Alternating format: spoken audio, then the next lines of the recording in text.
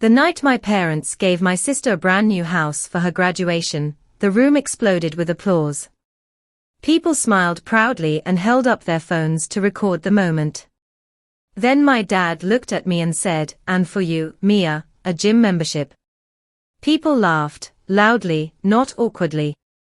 In that moment, I felt something break inside me.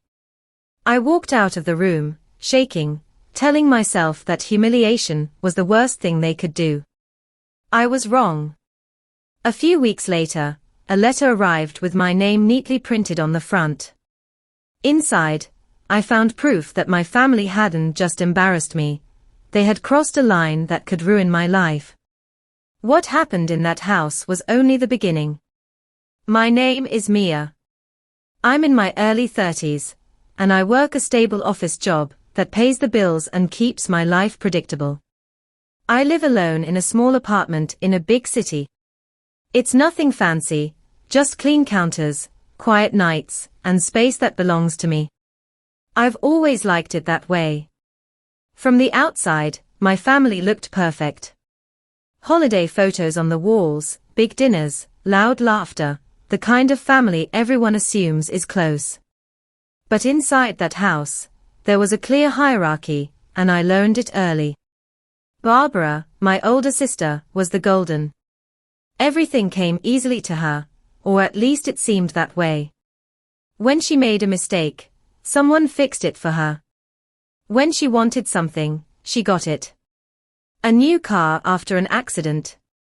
Extra help when her classes became difficult. Excuses were made for her before anyone even asked. I was the opposite. I was the responsible one. The one who didn't need help. The one who could handle things. If something went wrong in my life, the response was always the same, you'll figure it out, and I did, again and again. That night at the graduation dinner, the pattern became impossible to ignore. The house they gave Barbara was worth around $120,000.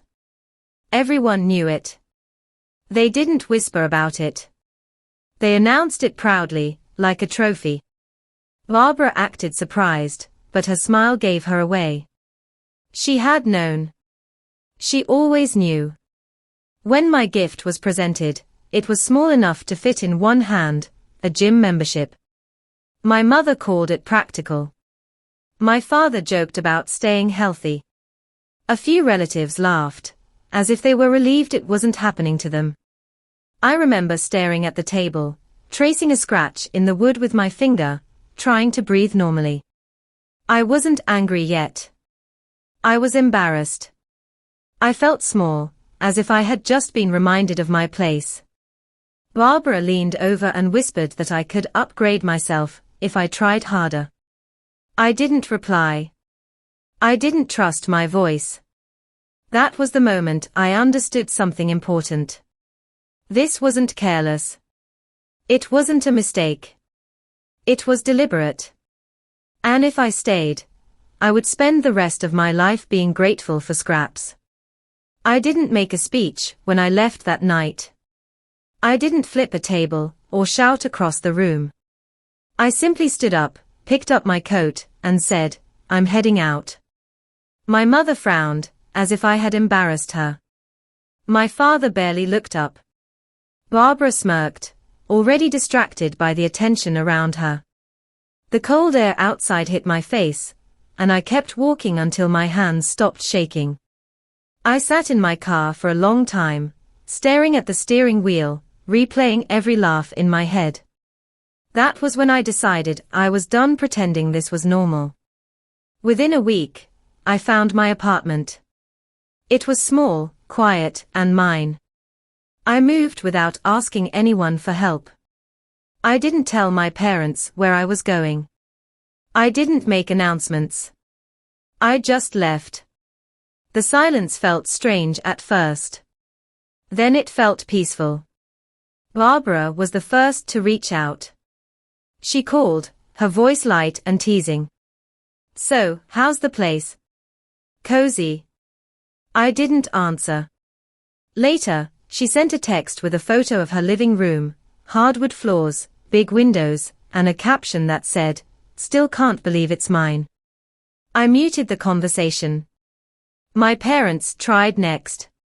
My mother left voicemails asking if I was done being dramatic. My father sent one short text, "Call when you cool off." I didn't reply. Every message felt less like concern and more like annoyance that I wasn't playing my role anymore. A month passed. I settled into a routine. Work during the day. Simple dinners at night. I bought a cheap plant for the window and watched it grow. It felt like proof that something in my life was finally moving forward instead of standing still. Then, late one evening, my phone rang. Barbara's name lit up the screen. I almost ignored it, but something in my gut told me to answer. She was crying.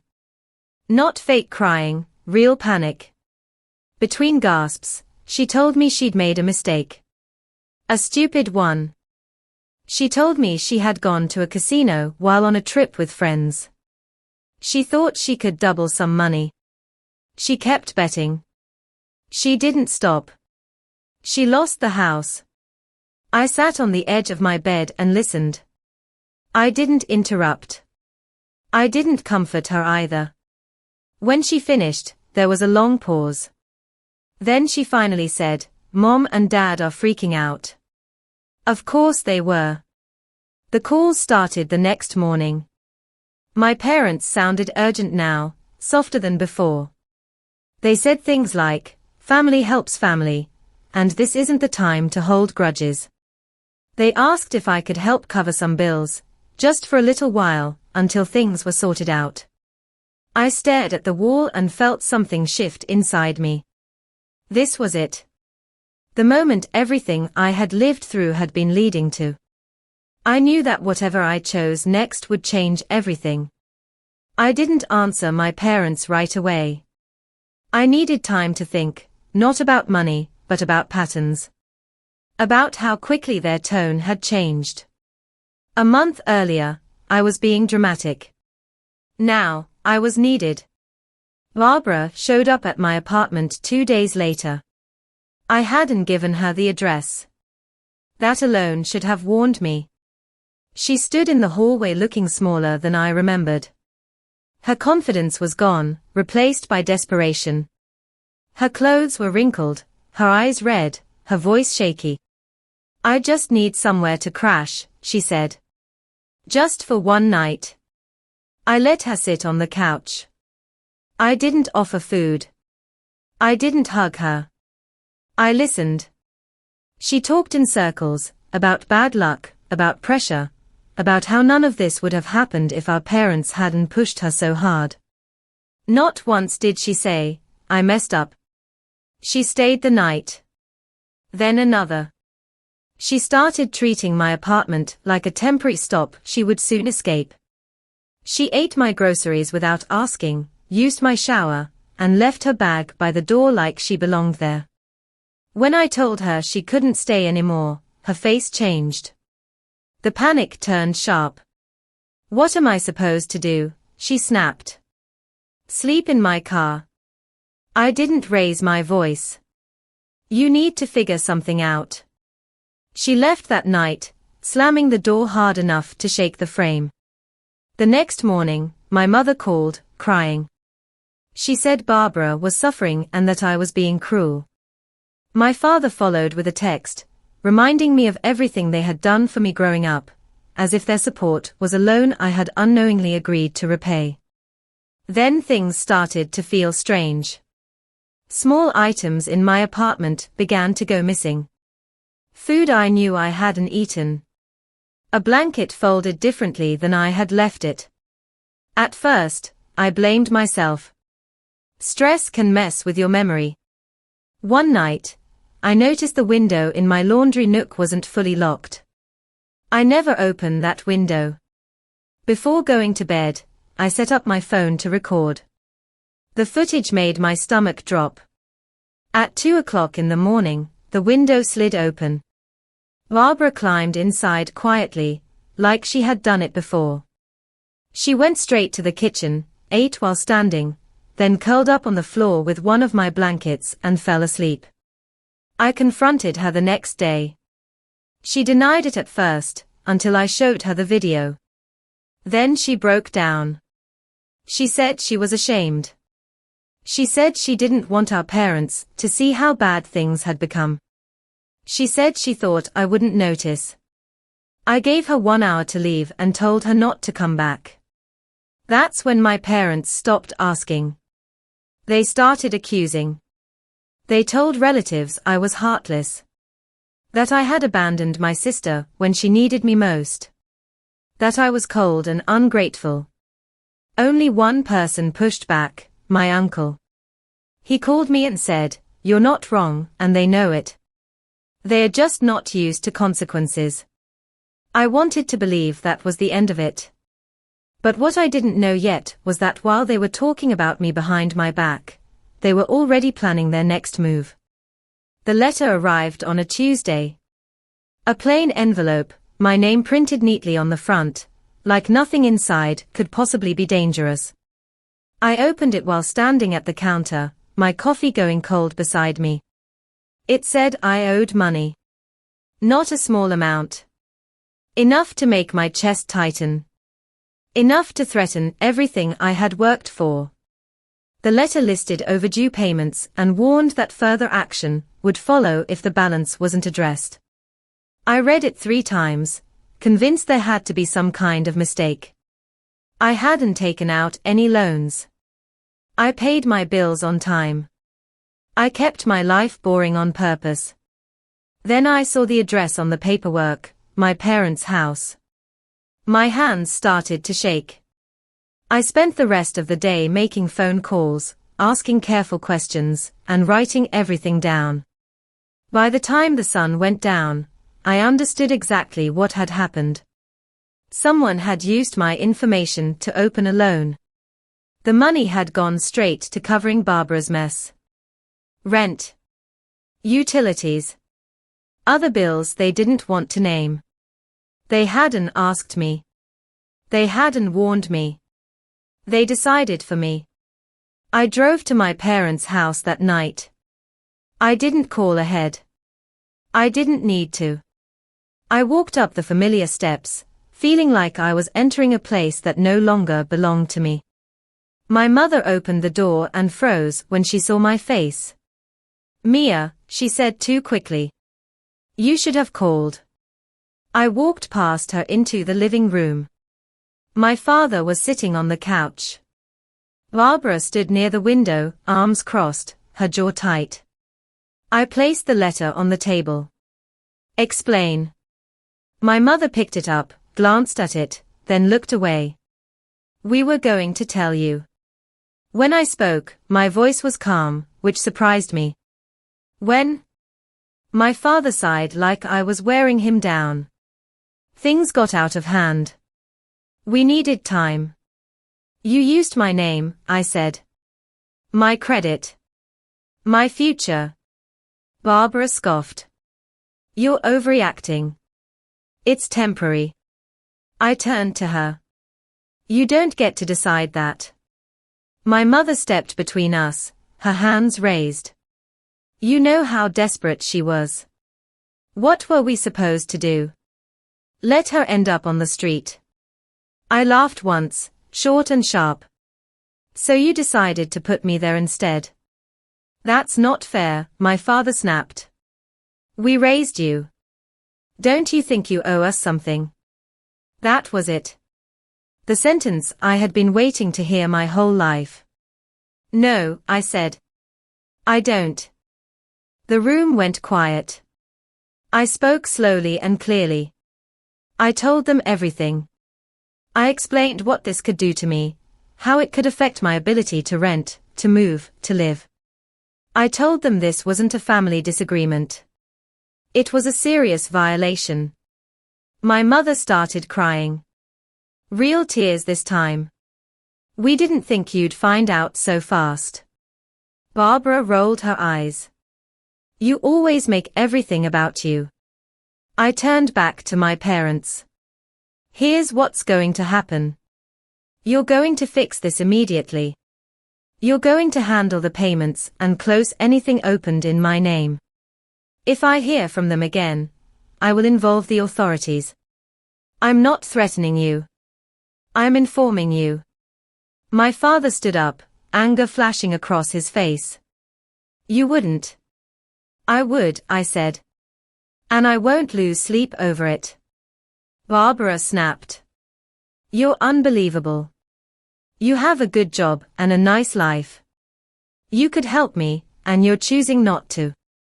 I looked at her and understood something for the first time. What I saw wasn't confidence or entitlement. It was fear. I already helped you, I said quietly. By stepping aside and letting you face your own choices. She stared at me, stunned.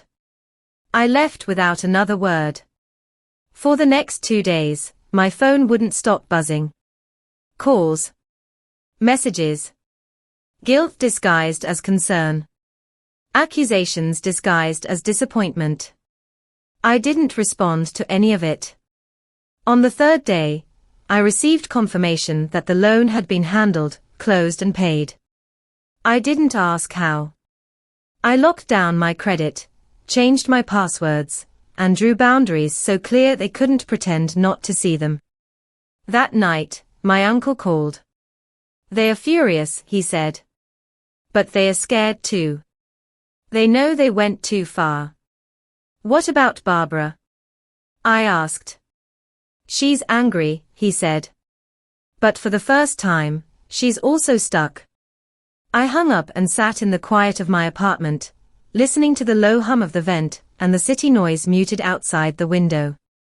My heart was still racing, but underneath it was something new, relief. A week later, Barbara tried again. She showed up without warning, standing in the same place she had before. She looked worse this time, tired and worn down. I just need to talk, she said. I didn't move. Say it. They won't help me anymore, she said. Mom and Dad. They told me I have to figure it out. I almost felt sorry for her. Almost. I can't do this alone, she said. I can't keep working 2 jobs. I can't live like this. I held the door.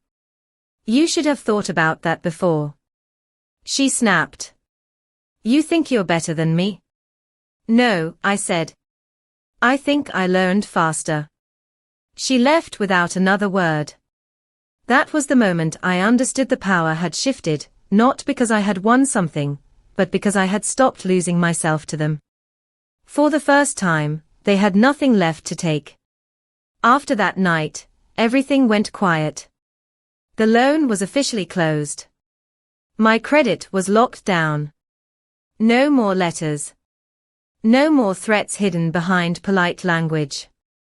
I changed my routines, updated my accounts, and made sure no one could touch my life without my consent again. Barbara stopped showing up. From what I heard through my uncle, she moved into a tiny apartment and picked up extra shifts, just to cover her bills. No house. No safety net. Just consequences. My parents still complained about her, but something had changed. They weren't rescuing her anymore, not because they had grown wiser, but because they had run out of options. As for me, I focused on moving forward. I got a promotion at work. Nothing flashy, just more responsibility and better pay. A few months later, I moved into a better apartment. More light. More space. More quiet. I bought a second plant for the window and watched both of them thrive. My parents tried reaching out once, testing the waters with small, careful messages. I didn't respond. Silence felt healthier than any conversation we'd ever had. I wasn't angry anymore. I wasn't waiting for apologies or closure. I didn't need to prove anything. Walking away hadn't ruined my family like they warned me it would. It saved me. I learned that love without limits isn't love. It's permission to be used. Walking away didn't make me heartless. It made me free. If you've ever had to protect yourself from the people who should have protected you, you're not alone. Share your story in the comments, and subscribe, so you don't miss the next one.